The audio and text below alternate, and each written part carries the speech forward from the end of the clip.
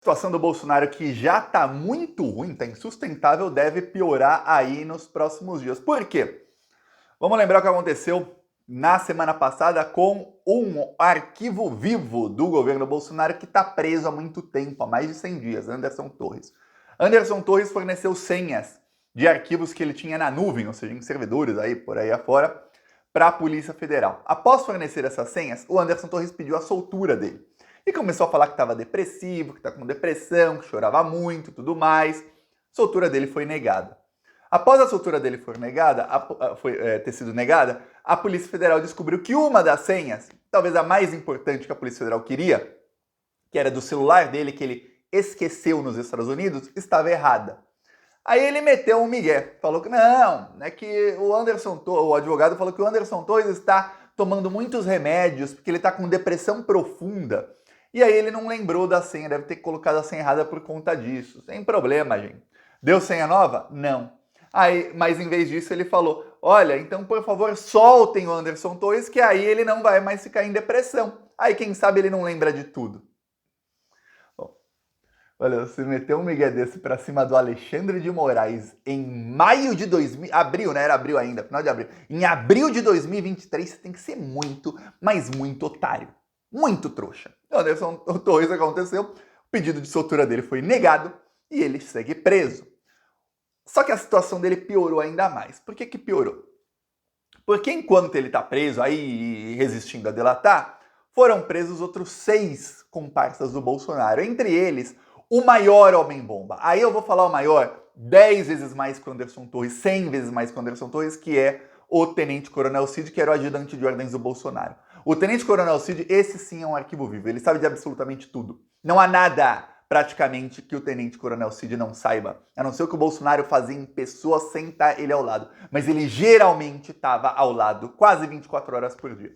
Pois bem, com o Tenente Coronel Cid e mais 5 outros aí presos, a chance do Anderson Torres não precisar delatar aumenta. Por quê? Porque a chance da Polícia Federal chegar nos crimes do Bolsonaro, provar todos os crimes, sem precisar diminuir a pena do Anderson Torres ou dar qualquer benefício a esse terrorista, é muito grande. Vai aumentando essa chance. Pode diminuir a pena lá de um dos 6 aí que foram presos. Não precisa do Anderson Torres. Pois bem, o que acontece é que aí nessa semana o Anderson Torres pediu para ser solto, que estava muito ruim. O Alexandre de Moraes falou que não e mandou. Bom, já que o coitadinho tá ruim, vamos mandar um psiquiatra ver se o Anderson Torres tá bom. O psiquiatra fez uma análise no Anderson Torres e falou, tá ótimo, pode delatar, pode falar o que quiser, o depoimento dele pode ser assinado, os remédios que ele tá tomando não afetam as condições mentais dele, não dão amnésia, não fazem com que qualquer coisa que ele fale no depoimento seja descartável. Eu vou te explicar uma coisa. Se um preso ou não, mas se uma pessoa está sob remédios muito fortes e isso afeta as capacidades da pessoa, o que acontece é que o depoimento dessa pessoa se torna nulo. Você não consegue confiar que aquilo realmente era verdade, que a pessoa não estava delirando, que ela não estava inventando, que o remédio realmente não mudou alguma coisa na cabeça dela, não mudou a memória.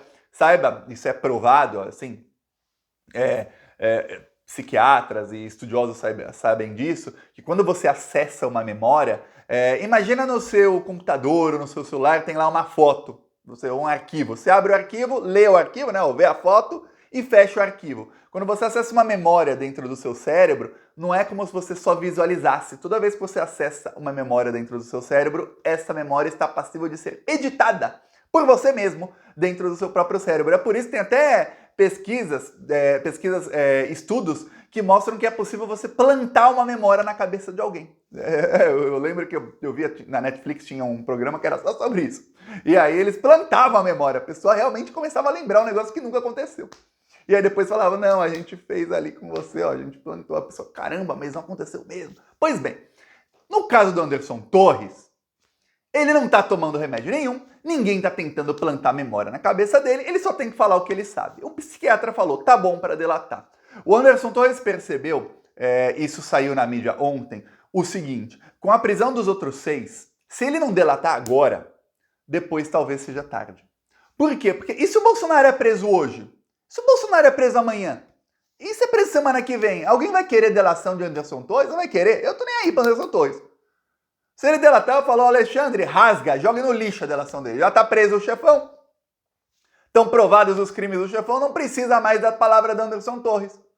Se você conseguir pelo celular aí do pessoal que foi preso provar que o Bolsonaro era o chefão da quadrilha, acabou, Anderson Torres, acabou. Prepara para ficar 91 anos na jaula. Não é 91 não. 91 era a pena inicial que se falava para ele dos crimes todos. Só que agora entraram outros crimes aí. A Polícia Federal indiciou Anderson Torres por ter tentado mudar o resultado da eleição no dia 30 de... interferir no resultado da eleição no dia 30 de outubro, com as operações da Polícia Rodoviária Federal. E mais que isso, a Polícia Federal colocou o Anderson Torres como mandante daquilo. Não colocou, nossa, o Anderson Torres executou isso junto com outras pessoas, mas quem será o mandante deste crime? Não, colocou ele já como mandante. Se você não quiser pegar essa bucha toda para você, Anderson Torres, diga se alguém mandou você fazer isso. Ninguém mandou? Então partiu de você a ideia? Vai se ver com a justiça. Tá um problemão pro Anderson Torres. Mas um problemão. Problemão. Por quê? Porque agora ele sabe, ou ele começa a falar, ou a coisa vai ficar feia para ele. Ele não vai ser solto. Os advogados já perceberam, quem está próximo dele já percebeu, ele não será solto. Tem um deputado bolsonarista, esqueci o nome porque não é um desses famosos não, que o visitou na semana passada e falou que ele não para de chorar, falou que não dá nem para conversar com o Anderson Torres, que ele não para de chorar, ele só chora. Mas olha esses fascistas, né? Na hora de falar nas drogas, na hora de falar em prender Alexandre de Moraes e tudo mais, eles são machões. Mas na hora que é preso, aí todos eles começam a chorar. Pois bem, enquanto o Anderson Torres está aí nesse dilema, o Alexandre de Moraes decidiu, vamos marcar aí o depoimento pro rapaz falar, pro rapaz começar a falar. Então, segunda-feira, 8 de maio, Anderson Torres terá aí um compromisso na Polícia Federal, em que ele vai ter aí, é o dilema dele aí nas próximas horas. 72 horas aí. Ou ele fala tudo, ou ele fala um pouco, ou ele corre o risco aí de que talvez quando ele quiser falar mais pra frente, ninguém queira escutar o que ele tem para falar. Enquanto isso, olha só, o Tenente Coronel Cid, que está preso, ele falou a pessoas nos bastidores, isso depois de ser preso, Olha, eu fico muito curioso de quem vaza isso, para quem que ele falou e tudo mais. Mas, enfim, ele falou para pessoas nos bastidores que ele chegou a escutar conversas sobre golpe de Estado, sim, esse tipo de coisa, mas que ele não sabe de nada disso. Olha, quando o cara começa a falar, não, eu escutei, mas não sei de nada, mas eu escutei. Ele já está admitindo que ele escutou. Amigo, você trabalhava 8 horas, mais de 8 horas por dia esses caras trabalhavam. 8 horas por dia na antessala do gabinete do Bolsonaro. Quando não estava lá, que o Bolsonaro dificilmente dava expediente completo, estava no Alvorada junto com o Bolsonaro. E aí você tá querendo dizer que você não sabe de nada, mas escutou. O cara que trabalha na antessala do Bolsonaro, para quem não sabe o que é uma antessala, tem a sala e antes da sala do Bolsonaro tem outra. No Palácio do Planalto é assim. Aí o que acontece? Você trabalha na antessala do Bolsonaro, você escutou alguém falar de golpe de Estado, de onde será que veio essa coisa? Tava no corredor? O cara que tá na antessala do Bolsonaro, é aqui o corredor, aqui a antessala e aqui é a sala. Se ele escutou, ou tava aqui a conversa, ou tava aqui no corredor. Eu acho que os funcionários do Palácio do Planalto não estavam, eles ali, os copeiros, os garçons, as copeiras, os faxineiros, eles não estavam ali conversando nos corredores do golpe de Estado. Eu acho que a conversa era na sala ao lado do Tenente Coronel Cid. A Polícia Federal também já acha.